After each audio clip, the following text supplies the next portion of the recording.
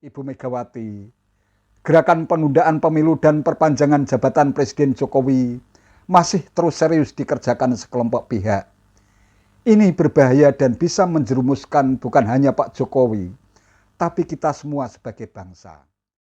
Ini seperti bocah cilik alias bocil yang menangis kena gertak dan pukulan lawannya, lantas lari terbirit-birit, kemudian mengadu kepada emaknya si lawan. Kemudian memuji-muji emaknya dengan harapan si emak mau menjewer si lawan yang dianggap nakal dan jahat.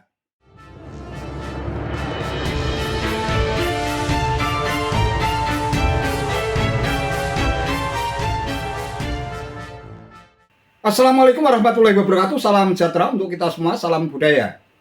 Sahabat-sahabat tercinta sebangsa dan setanah air yang sangat saya hormati, meski seorang guru besar hukum dan tata negara sekaligus pengacara, tapi demi melampiaskan syahwat politiknya, Denny Indrayana sepertinya sudah nggak ngefek kalau disebut telah merendahkan martabatnya sendiri sebagai seorang pengikut Machiavelli yang menghalalkan segala cara untuk mencapai tujuan.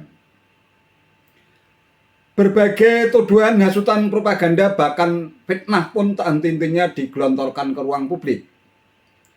Saran bijak dari seniornya yang pernah menjadi ketua MK atau Mahkamah Konstitusi, Mahfud MD dan Profesor Jimli pun sudah nggak mempan.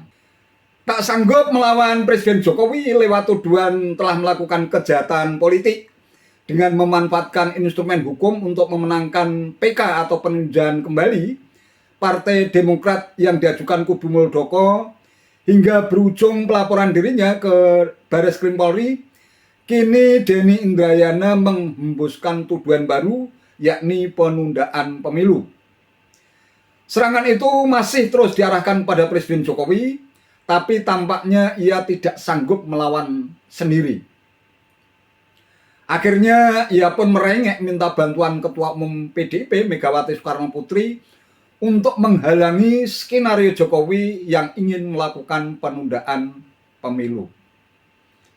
Melalui akun Twitternya @Denny Indrayana pada tanggal 2 Juni 2023 ia berkicau, "Permisi, izin, ini surat terbuka saya kepada Ibu Megawati Soekarno Putri. Saya khawatir gerakan penundaan pemilu menguat lagi dan meminta beliau membantu mencegahnya." Cuit Denny. Tak lupa ia melampirkan surat terbuka yang ditujukan kepada Megawati di bawah cuitannya. Isinya, Yang terhormat Ibu Megawati Soekarno Putri. Assalamualaikum warahmatullahi wabarakatuh. Merdeka, salam Pancasila. Ibu Megawati semoga selalu dalam lindungan Allah Subhanahu wa Ta'ala. Selamat Hari Pancasila, selamat bulan Bung Karno. Izin saya menyampaikan surat ini. Ibu Mega adalah negarawan, mengedepankan kepentingan bangsa. Terbukti di 2014 Ibu mencapreskan Joko Widodo, meskipun Ibu bisa saja maju sendiri. Lalu Ibu memilih Ganjar Pranowo meskipun Ibu bisa memutuskan Mbak Puan Maharani. Saat ini keselamatan bangsa sedang dipertaruhkan. Masalahnya bukan sistem pemilu tertutup atau terbuka, tapi pemilu yang tertunda. Saya risau dengan hukum di tanah air. Saya berpendapat proses hukum banyak bercampur dengan strategi pemilu 2024. Karena itu saya putuskan membawa isu hukum ke ruang publik agar tidak diputuskan dalam ruang gelap yang transaksional dan koruptif. Namun niat baik untuk mengawal MK misalnya dalam soal sistem pemilu legislatif antara proporsional tertutup atau terbuka dibelokkan menjadi wacana politik yang dapat berakibat penundaan pemilu. Siasat penundaan juga masuk melalui dirusaknya kedaulatan partai, sesuatu yang kita tolak keras. Cukuplah sejarah buram Orde Baru yang mengganggu PDI melalui tangan Suryati. Saat ini KSP Muldoko tiba-tiba mengaku sebagai Ketua Umum Partai Demokrat. Beliau bukan anggota Demokrat, jadi bukan konflik internal. Ini pihak eksternal KSP Presiden Jokowi yang mau mengambil alih partai orang lain. Sekali dibiarkan, maka semua partai rentan direbut tangan-tangan kuasa. Jika modus Muldoko merebut Demokrat disahkan oleh PK di Mahkamah Agung, maka imbasnya bisa menunda pemilu. Karena saya duga Demokrat tidak akan diam, demikian juga pendukung baca pres yang dirugikan. Saya lihat Ibu paling tegas menolak Presiden 3 periode, lugas menolak penundaan pemilu. Ibu Megawati, gerakan penundaan pemilu dan perpanjangan jabatan Presiden Jokowi masih terus serius dikerjakan sekelompok pihak. Ini berbahaya dan bisa menjerumuskan bukan hanya Pak Jokowi, tapi kita semua sebagai bangsa. Silakan Ibu cek informasi ini dan mohon hentikan siasat penundaan pemilu yang nyata-nyata melanggar konstitusi. Melbourne 2 Juni 2023. Prof. Denny Indrayana SH LLM PhD.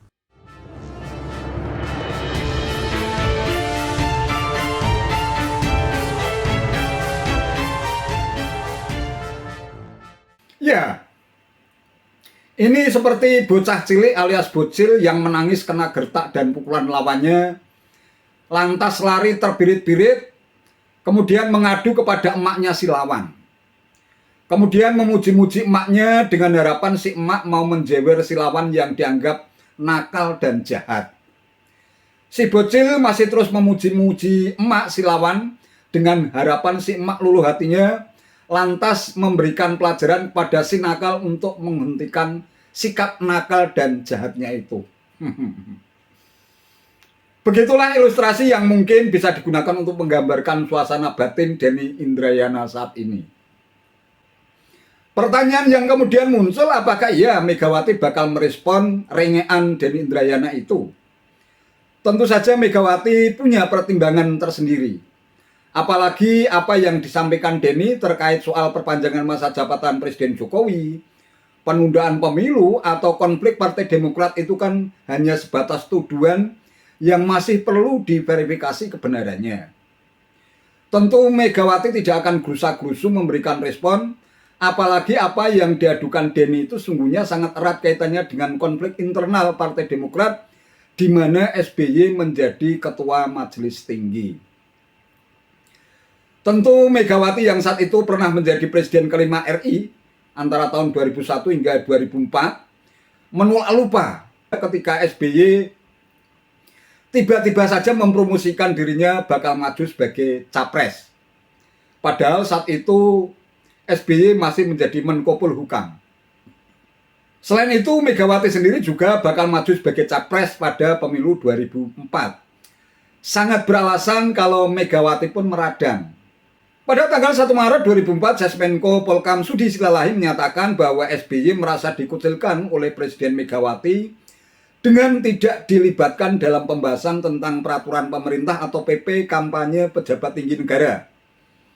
Istana pun memberikan jawaban saat itu SBY ada di Beijing. Akhirnya perang mulut kedua kubu pun dimulai. Taufik Kemas almarhum pun menyebut SBY jenderal kok kayak anak kecil. Kemudian pada tanggal 9 Maret 2004 SBY mengirim surat kepada Megawati, isinya konsultasi tugasnya sebagai Menko Polkam. Mega pun tak membalasnya hingga akhirnya pada tanggal 11 Maret 2004 SBY mengirim surat kepada Megawati mengundurkan diri sebagai Menko Polkam. Nah, pada tanggal 13 Maret 2004 SBY berkampanye di Banyuwangi untuk Partai Demokrat. Pada tanggal 16 September 2004 di acara debat capres di televisi, Mega berpesan kepada panitia bahwa tidak ada acara jabat tangan antar sesama capres.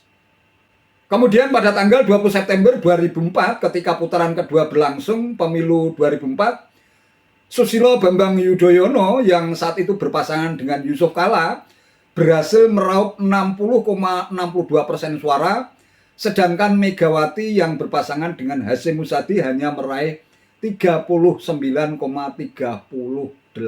suara. Pada tanggal 5 Oktober 2004 bertepatan dengan Hari TNI yang ke-59, Presiden Megawati berpesan agar semua pihak legowo menerima hasil Pilpres. Mega pun meneteskan air mata setelah KPU mengumumkan bahwa pemenang Pilpres adalah SBY JK. SBY yang hadir dalam hari ulang tahun TNI itu pun menjadi bintang lapangan. Tempat duduk SBY dan Mega diatur sedemikian rupa sehingga keduanya tidak berjumpa. Kemudian pada tanggal 20 Oktober 2004, SBY membacakan Sumpah Presiden. Mega yang diundang menolak untuk datang dengan alasan agar khusyuk mendoakan acara SBY itu berjalan lancar.